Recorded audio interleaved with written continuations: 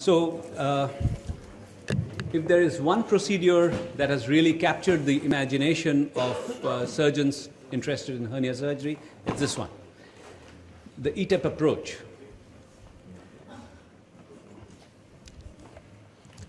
Now, the basic premise of the ETEP approach is that the mesh and bowel don't make for good friends. So, intraperitoneal is out. So, the mesh should be outside the peritoneal cavity, the bowel should be inside. The retromuscular plane is the best place to place the mesh, and we should be able to do this by minimal access. These are our premises which we went through in the previous talk on YAWR. So, the TEP technique arguably is the closest to ideal. Why? Because you don't penetrate the abdominal cavity on principle. You have lesser risk of bowel injuries. You have a lower risk of trocar site hernias, unlike transperitoneal approaches, and you reproduce the Reeve Stopa open operation. And you have an unsurpassed exposure and view to deal with midline hernias, inguinal hernias, femoral hernias, flank hernias, all in the same patient if necessary.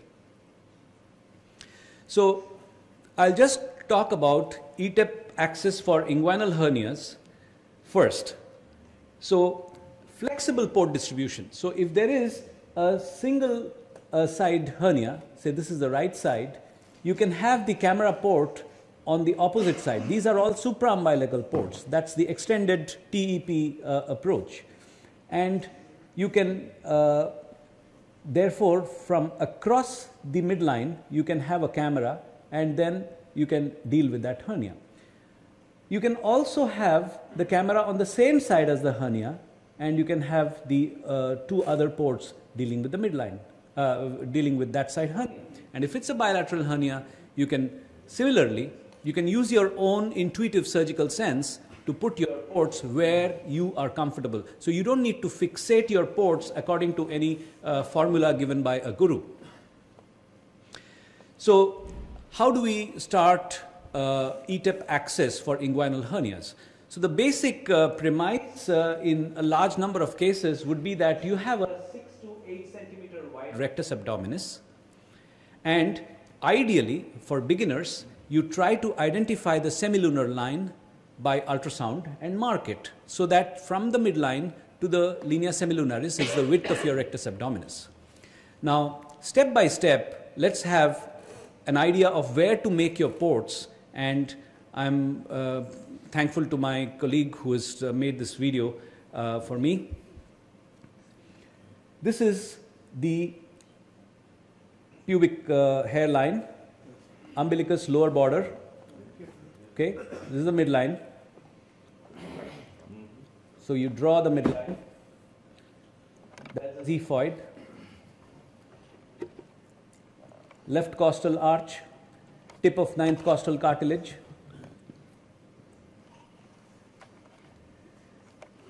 Same on the other side.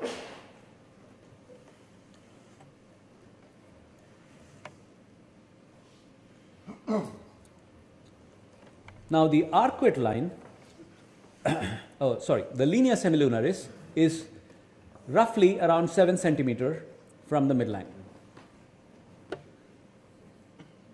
So you're mapping the patient's abdominal wall before putting a needle on the patient. So this is 3 centimeters below the umbilicus is your surface marking for the arcuate line.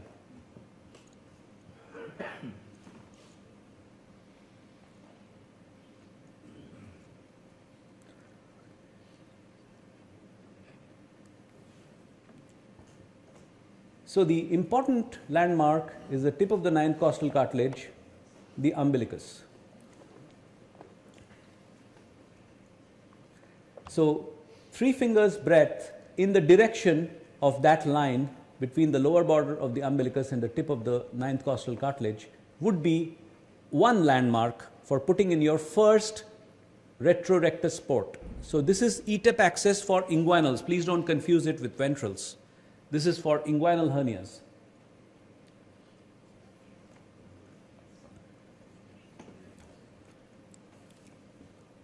So you infiltrate on the site of incision,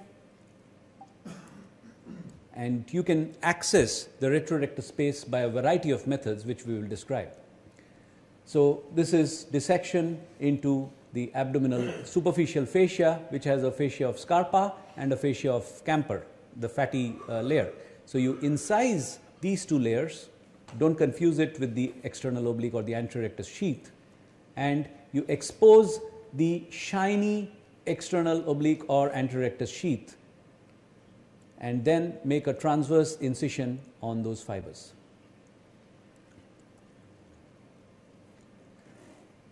Now you have to split the vertical fibers of the rectus abdominis, and that is the retrorectus space, because posteriorly you can see the posterior rectus sheath. You can create the initial space with a finger.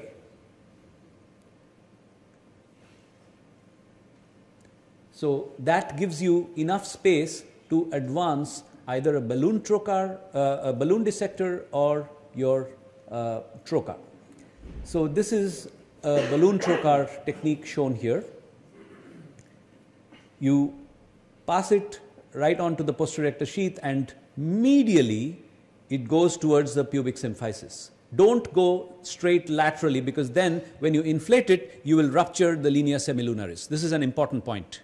So you go in with your telescope and identify each structure through the balloon. You're still inside the balloon dissector, and then you see that the preperitoneal space is seen, the muscle is above, and you start inflating. And when you inflate, you will see the entire space of Retzius opening up in front of you. I'm sure many of you do this technique for TEPs, and this is kind of similar with some changes, like I told you, the direction of the port. So you put in the cannula and connect it to the insufflation.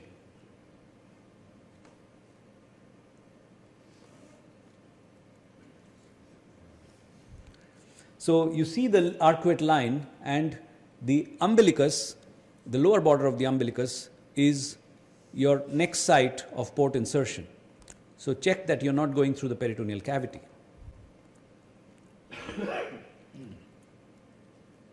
So only one 12 mm trocar, the rest are all 5s. The second trocar site is laterally at the level of the linea semilunaris, just inside, and that is at the level of the arcuate line.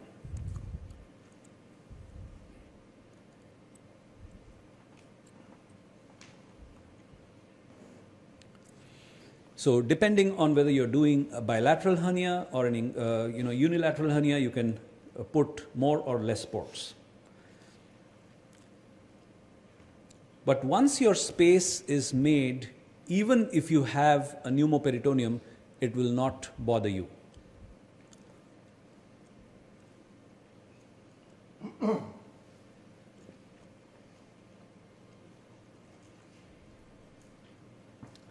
So there are many ways in which we can access the retrorectus space in ETEP through an optical trocar using a 0-degree telescope. You go on, you can see the rectus muscles, and then you see the white posterior rectus sheath. And if you have a trocar which allows for insufflation at the same time, this space opens up automatically. And at this, I missed telling you at this point, when you see the posterior rectus sheath, depress your hand so that your telescope and trocar are parallel to the posterior rectus sheath. So if you see the different ways that we access the retrorectus space, it looks like this. If you use the balloon, you have a nice space created, but you need a device, whereas with the blunt technique, you don't need that device, so you save on cost. So these are some of the small problems that you may have during trocar insertion. So this is an optical approach, and you can see that if you don't depress it quick enough, you will go into the peritoneal cavity. And then that really creates tremendous difficulty for you because you have not created a space and now you have a pneumoperitoneum. And I'm sure those of you who do TEPs are very familiar with this problem. So you may put the trocar in the subcutaneous space and keep searching for landmarks, and you get frustrated and you waste time doing this. So we will now go on to ventrals, and I will now take you through the ETEP Reeve-Stopa approach. So this is upper left retrorectus space which we create, and now once your port is inside, you use another port. This is the posterior rectus sheath, this is the rectus abdominis muscle. We are now switching over to the other side. This is the posterior rectus sheath of the right side. So this is the midline crossover that we talk about all the time in ETEP.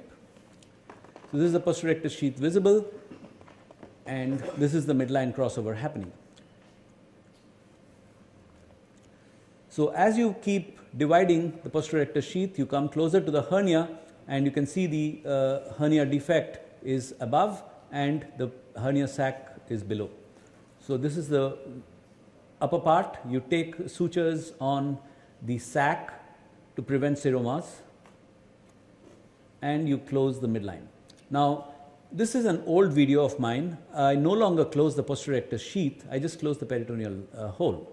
So this technique I would not recommend today, because here we are fully closing the posterior rectus sheath like old general surgeons are known to do. So I used to do this all the time, but then we know that the posterior rectus sheath is not really a strength layer, so you don't need to close it, and if you do close it, you risk rupture of the posterior rectus sheath, which has its own consequences. So the space is created like in open Reeve-Stopa. The same limits are there, linea semilunaris on each side, and we measure that and place a macroporous polypropylene mesh. You can put some other kind of mesh if you like, but generally keeping it simple works when you're doing an ETEP Reeve-Stopa operation. So this is typically, this is the umbilicus, this is the upper retrorectus, this one, and there is a mirror image on the other side port, and there are a couple of other ports on the linea semilunaris of the patient's left. You can see that here. So this is the patient that we just showed the procedure of. You can see the other ports here, and this is what we want to see, that the patient's midline is intact and the patient is pain-free and comfortable. These patients typically go home in 15 hours. So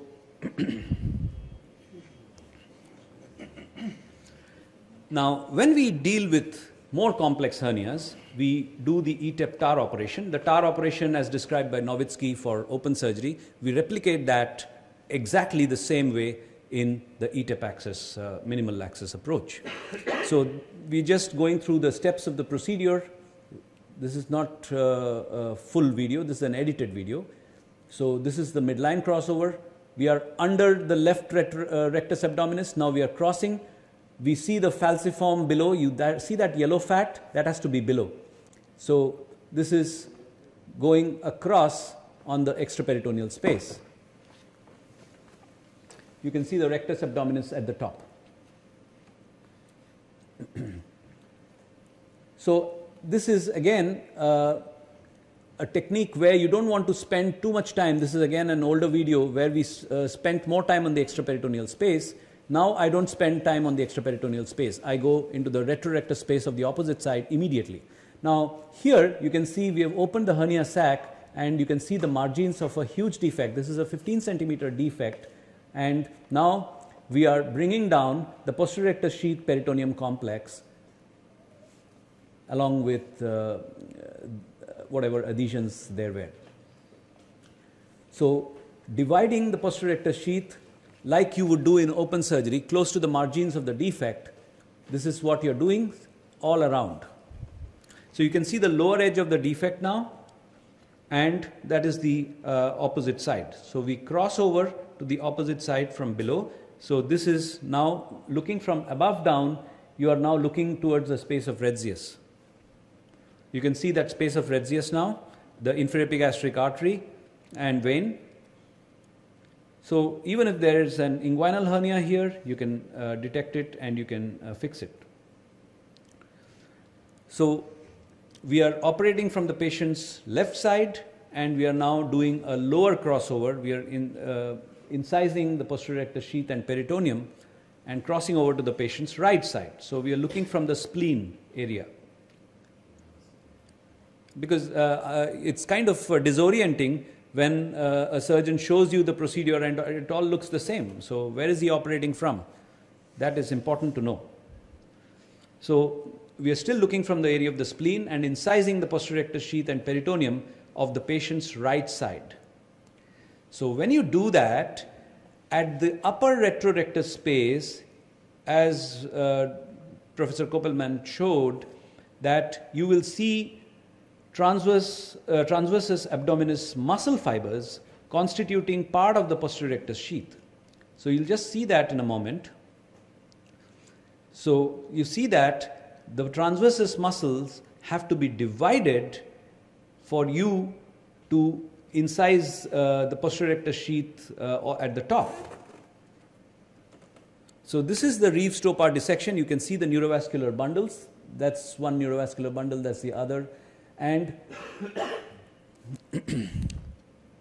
we are now creating more space laterally by dividing the transversus abdominis muscle fibers. The incision is medial to the neurovascular bundles and medial to the linea semilunaris. So once you divide that transversus muscle, under the transversus you can go all the way up to the psoas. And this is areolar tissue plane, this is fascia transversalis and extraperitoneal space. And we would ideally want to be in the pre-transversalis plane. So once you mobilize, the entire peritoneal sac flops down on the floor. It does not stay tented up on the sides.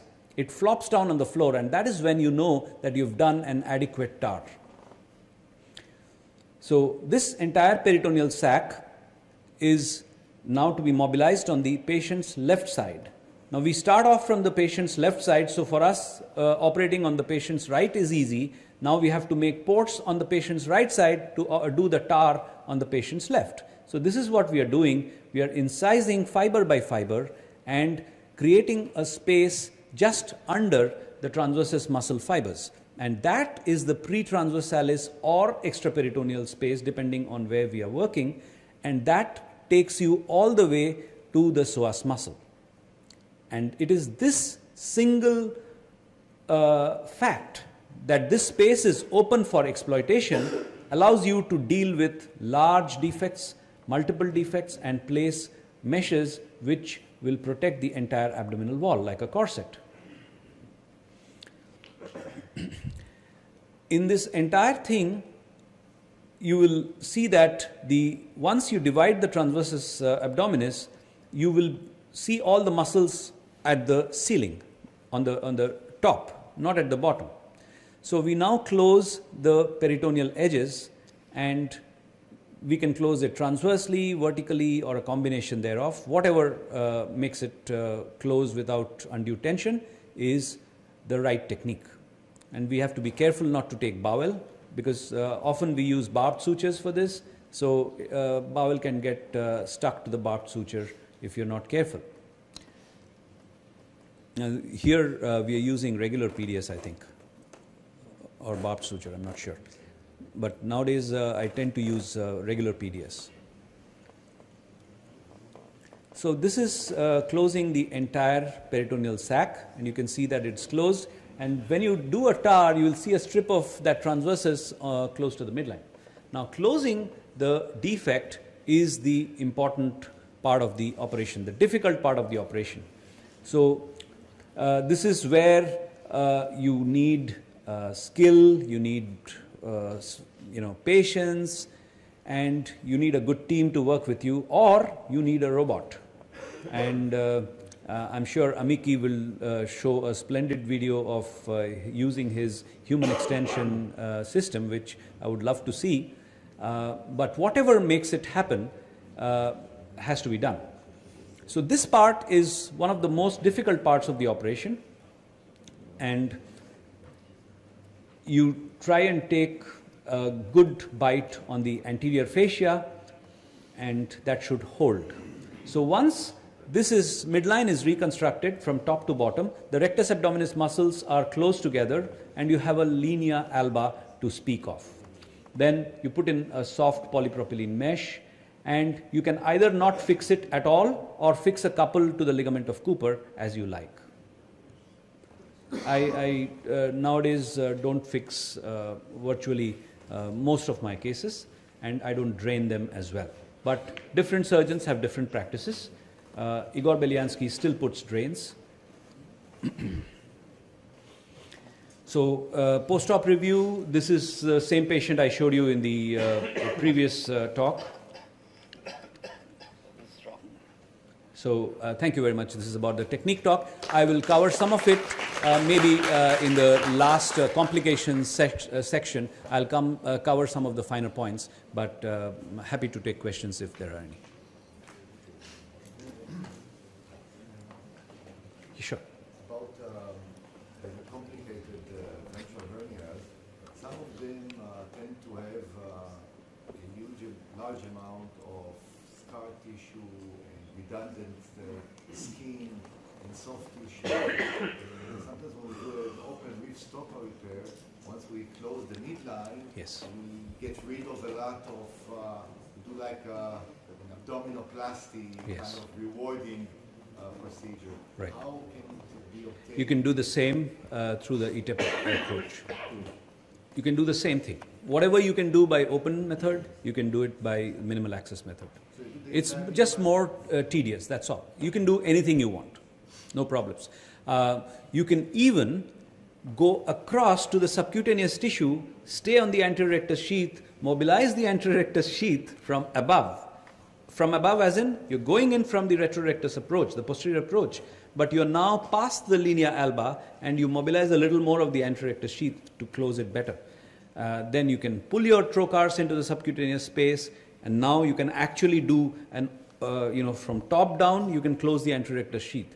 I mean, these things can be done if you want to do it in a specific tricky case. For most cases, I don't think these are needed. But definitely you can resect previously placed mesh, sutures, tacks, scar tissue, what do you want, whatever you want you can do it. But I would be careful resecting scar tissue, because you may end up losing a lot of anterior rectus sheath or posterior rectus sheath without realizing it. So I would be very careful while dealing with that. Yes, please. Two questions that are the same. First of all, what is your reasoning for using ETEP for inguinal hernia? And the second is, where is the evidence for that? All right. So ETEP for inguinal hernias doesn't have more than one or two papers on the subject by Jorge Dias.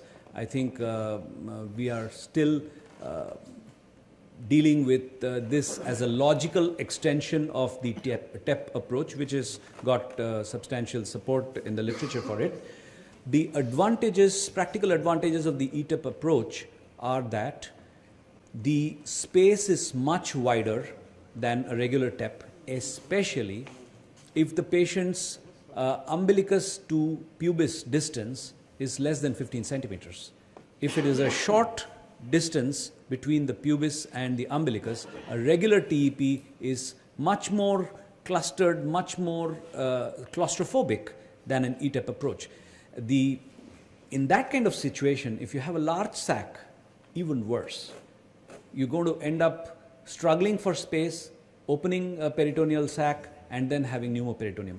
In ETEP, once you have that your ports placed, you don't have a problem even if you open up the peritoneum. So if it's a sliding hernia, if it's a large hernia, and if that space is crowded, no problems. ETEP gives you much more freedom of movement to do the work. So essentially, I wouldn't think of ETEP inguinals as a very special, different approach, completely different approach. I would just say, as the name suggests, that it's an extended TEP approach.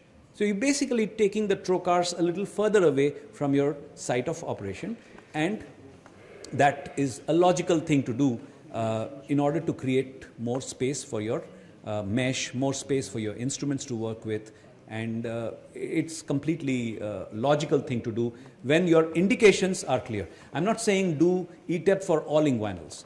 I'm saying reserve your indications for those cases where your regular TEP approach seems to be more troublesome. I can follow up on that. Two more things. Sure. First of all, I saw that you put 4 trocars, and I don't understand what you need the fourth for. And the second is when you go into that space from the retro space, the linea arcuate line is still there. So, I mean, up higher than the arcuate line, the space is. I mean, you're not in the space for treating an inguinal hernia. So, where's the advantage? I can't. No, once you incise the arcuate line. Incise it. Oh yes, you incise. I didn't show the inguinal procedure. I just showed the axis, just because my focus was ventrals. And what do you use the fourth? That's for a bilateral. For unilateral, you don't need 4. And what do you use for a bilateral? What do you need for? Oh, because your axis will be more ergonomic. Your axis will be more ergonomic. I have done with 3 as well. So this is what it brings up again, that you don't need to do it the way anybody else does it. That flexibility gives you, the principle is the same. The principle is that you are using the extraperitoneal route, you're using minimal access, and you're doing a TEP approach. Put the trocars where you like them. Yeah, and as far as evidence is concerned for ETEP inguinals, I think there's only Jorge Diaz's paper on, that was just a case series. So, and really speaking, there's no extra benefit in terms of, I was thinking of having a randomized controlled trial comparative between TEP for inguinals versus ETEP. And really speaking, I don't think such a trial will make any sense because the numbers to make a difference would be massive. And so this is just a useful approach for at least a number of your cases, say a sliding hernia or a big hernia in a short patient, that kind of thing. I don't think we look for a different outcome, we just look for more convenience Maybe, yes. Yeah, another potentially interesting or important point, advantage in terms of ETEP is the learning curve of TEP for inguinal hernias may be shorter. So novice surgeons learning minimal access for inguinal hernias should learn ETEP access faster than TEP access as per initial experience. And Jorge Diaz is convinced that this is true. Surgeons tend to learn the extraperitoneal inguinal approach better if they have more space. So the ETEP approach gives more space and is easier for a novice surgeon to learn. This is a claim. Yes, sir. What would be the defect size limit over this size you decide in advance that you need tar in order not to have tension on closure of the approach? Yeah. So from my experience, I have found that through the ETEP approach, anything beyond 6 centimeters needs at least a limited transversus release. So if it's an 8 centimeter defect, I will probably need to do a unilateral TAR. If it's a 10 centimeter or beyond, then I will need a bilateral TAR. Pretty much standard rule of thumb for me. So if it's a 6 centimeter defect in an obese patient, then I might need to do a full TAR on that side. But otherwise, I would be happy to do a Reeve Stopa in all these cases. Yes. Can you share some tricks of treating hernias that are a combination of the midline hernia and the lateral extension of the hernia? Oh yes, I wonder if I have a video with me. Maybe during the break I'll check if I have a video. I would love to show you. So that would be, if I could just come on to this side. So let's say we have a supraumbilical or umbilical incisional hernia, and you have right lower quadrant hernia for post-appendectomy. So what I would do then is I would start with the ports on the left side from the upper left retrorectus, first assistant trocar, second assistant trocar. Create the retrorectus space, cross over to the other side, create the right retrorectus space, put one more additional trocar here, then bring the hernia sac down in the midline, right? Go all the way down to the pubis. So I have now done a bilateral Reeves trocar dissection, right? Now I have this hernia, right lower quadrant hernia. I would now do a transversus abdominis release and then go under into that extra pretransversalis plane or extraperitoneal space and go onto the hernia. So once I reach the sac, cut into the sac, bring it down, close it. So dissect some more laterally, so I have wide overlap, and then close the defect and then place it. Does that make sense? Yeah, thanks.